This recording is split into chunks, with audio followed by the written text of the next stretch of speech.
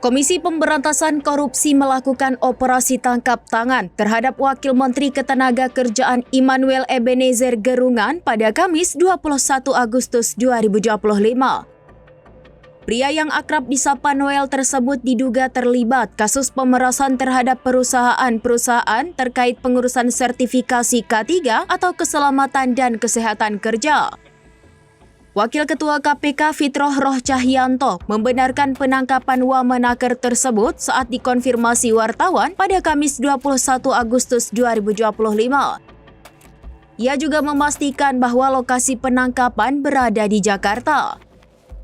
OTT KPK merupakan metode penindakan di mana KPK menangkap pelaku tindak pidana korupsi secara langsung pada saat aksi sedang berlangsung, misalnya saat menerima atau menyerahkan uang suap.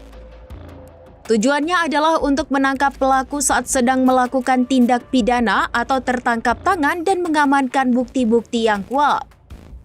Pasca terjaring OTT KPK, netizen pun langsung membanjiri akun Instagram Immanuel dengan berbagai komentar.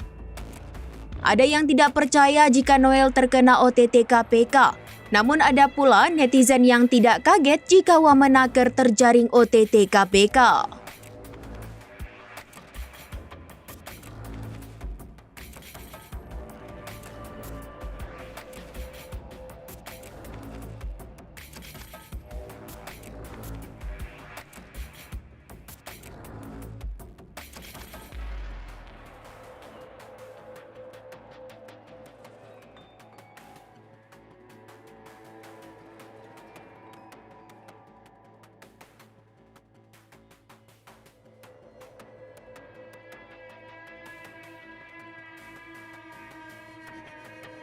Download Tribun X sekarang, menghadirkan lokal menjadi Indonesia.